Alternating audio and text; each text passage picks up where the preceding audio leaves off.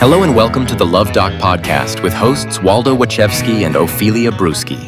Today, we're really getting into it, immersing ourselves in one of those gritty ethical dilemmas from the local music scene. Yeah, it's a high-stakes situation. We're talking natural talent, maybe a cold-blooded opportunity, and, those deep codes of loyalty that kind of hold these tight-knit communities together. And our source is the Luv Doc. It details this scenario where a musician fills in for their boss. Now, this boss has had a weekly residency, same famous local venue, for a decade. 10 years, that's the setup. And the big question for us and for you listening is how much is that shot at success worth? That undeniable chance to leap forward when it means, well, professional betrayal. Okay, let's really paint the picture here.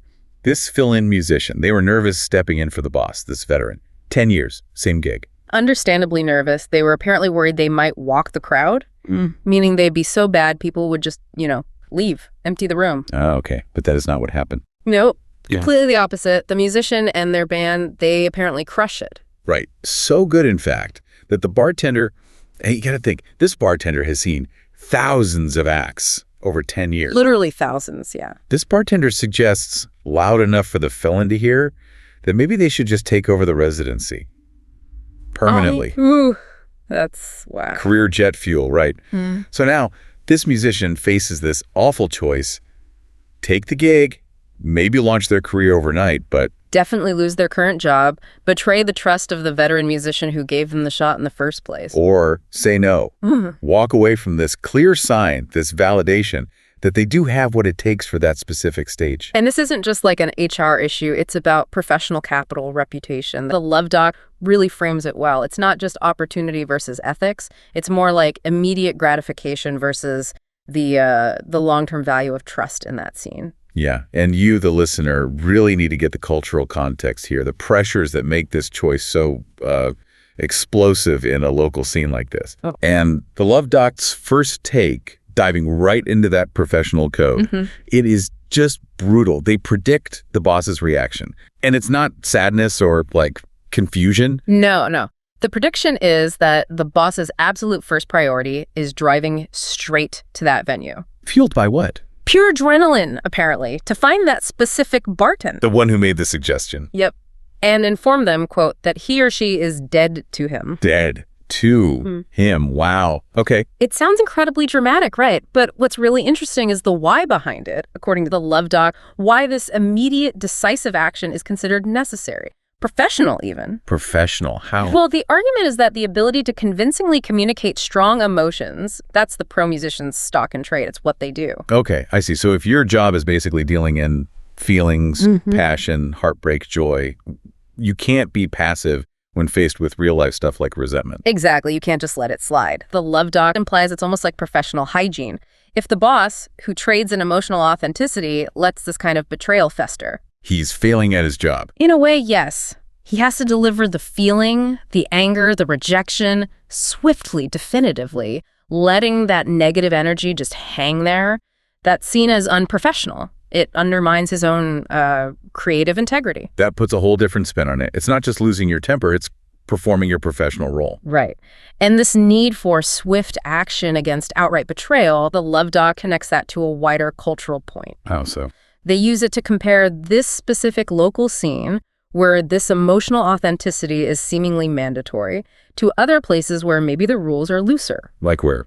Well, they explicitly say this swift action is needed to stop schemers, rumor mongers, and saboteurs from running wild. And then they compare the alternative to LA. Oh, what do they say about LA? They just call it gross and say that kind of scheming culture has run rampant there for 100 years. Okay, that's a pretty harsh take on LA. But it does highlight a potential structural difference, Yeah, right? I think so. In a huge market like LA, maybe you can get away with more because the network is just so vast. But in a tight-knit local scene, like the one described here, your reputation is everything. It's your currency. Exactly. And letting a bartender, who's kind of a gatekeeper, openly suggest poaching your gig. Yeah. That could undermine the whole social fabric you rely on. So integrity in this context means drawing a line. Immediately. You're either loyal, authentically loyal, or you're authentically dead to me. Yeah. The Luv Doc suggests there's no room for just being polite about it because politeness might look like weakness. And weakness invites more trouble. Schemers, backbiting. Precisely. Which brings us neatly to the next bit. How does this scene handle the internal fallout? If you have to act tough against betrayal, what do you do with your own bitterness when things don't go your way? Right, because competition means someone doesn't always win. So we get into what the Luv Doc calls the Austin way, though this probably applies to other serious music towns too. Austin, like any music mecca, is full of talented, sometimes frustrated musicians. But the culture there, apparently, doesn't tolerate outward negativity. No backbiting, no public complaining, or shit-talking, as the Luv Doc puts it. That's the key difference. It's not that they don't feel bitter or disappointed about broken dreams. They just have a culturally sanctioned way to process it internally. And what is this famous coping mechanism? It's pretty specific and visceral. Holy crap. You're psychotically obsessed with the Luv Doc, but can't think of a flashy gauche way to share your obsession with the world? Stop thinking and make a beeline for the Luv Doc's home sweet home on the interwebs, thepleasurecraft.com, where you can find a veritable treasure trove of sick merch that will make even your coolest friends super gel. Honestly, I don't know why you didn't already think of this yourself, but you're welcome. Have fun on the Pleasure Craft. It was made just for you. Let me spell it out for you one more time. www.thepleasurecraft.com.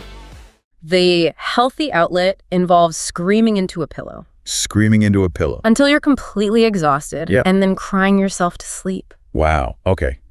I have to pause on that. Screaming into a pillow until exhaustion. It sounds intense, but I guess I can see a kind of logic to it, especially if you have to perform again tomorrow night. Well, the logic presented is about efficiency and reset. If you're a working musician in a competitive town, you can't afford to carry that negativity around. You can't bring it to rehearsal or the next gig. Right, it poisons the well. Exactly. So the idea is this intense, private, emotional purge. It clears the slate. You wake up the next day, theoretically, ready to go, full of promise again, instead of spreading that toxic vibe. Okay. A kind of emotional pressure valve. Sort of. And this focus on finding possibility again. That leads the Luv Doc to contrast this whole residency situation with the modern music landscape. Ah, right. Because musician has this very traditional location-based opportunity. But success today often looks totally different. Absolutely. The Luv Doc acknowledges that. The optimism around maybe being just a few TikTok hacks away from stardom. They mention specific examples. Yeah. Certified superstars like Chappell Roan or Jack Harlow, artists who blew up using viral platforms, reaching huge audiences fast without being tied to one place. So then comes the kicker. The crucial detail. The Luv Doc points out, neither of those huge stars ever held down a weekly residency at a famous local venue. Ah. So what's the value proposition there? What's being compared? It's really about the kind of success and value being built. Viral fame is explosive, potentially massive reach, but maybe fleeting, hard to say. A residency held for a decade, that's different. How so? It's the slow burn. It's building local loyalty, proving consistent quality night after night, year after year. It's nurturing a relationship with a real finite audience that shows up for you.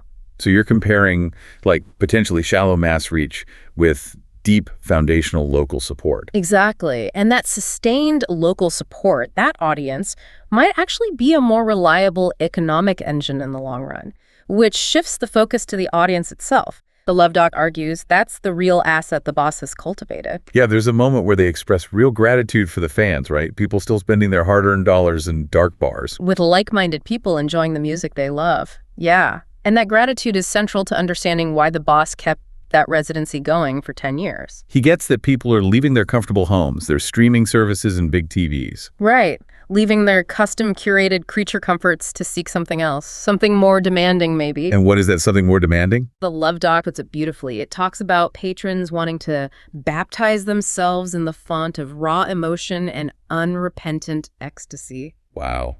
That's quite a phrase. It is, but it captures that idea of live music as a communal, cathartic experience, something you can't get from a screen. That's what the boss has been selling, delivering for a decade. It's not just a gig, it's facilitating this shared emotional release.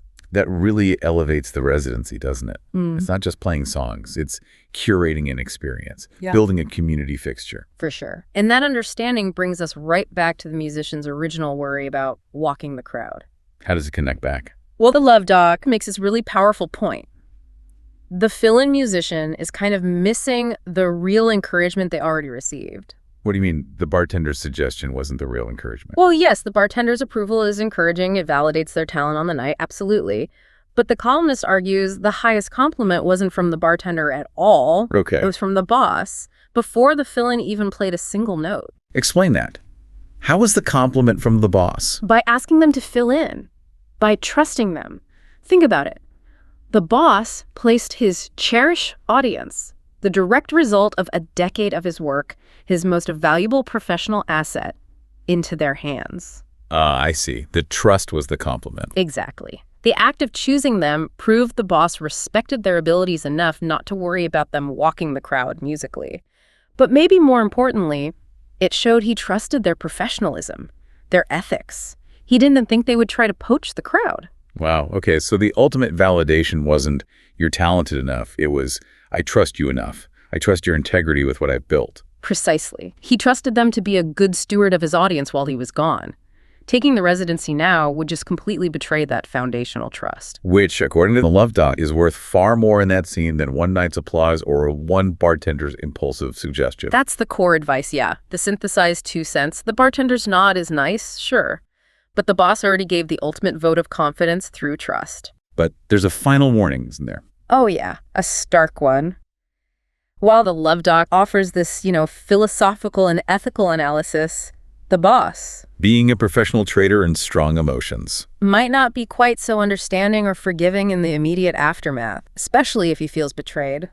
The final line from the Luv Doc is blunt. What is it? I wouldn't cross him.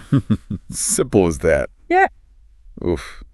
That really lands, doesn't it? It does. So thinking about this for you, the listener, given that the boss trusted this musician with his cherished audience, the actual fruit of 10 years of consistent work, it makes you wonder, doesn't it? Yeah. Is the ability to cultivate and maintain that kind of long-term audience loyalty ultimately more valuable, maybe even less replaceable, than the raw talent that just captivated them for one night? Yeah, it's that question of legacy versus flash. Talent might get you through the door, but maybe stewardship is what actually builds something lasting. Something to definitely think about. Thanks for joining us for this dive into the messy, complicated ethics of the music world. We'll catch you next time. To read the column that spawned this podcast, go to austinchronicle.com/columns/the Luv Doc. There are probably worse things to do with your time, right?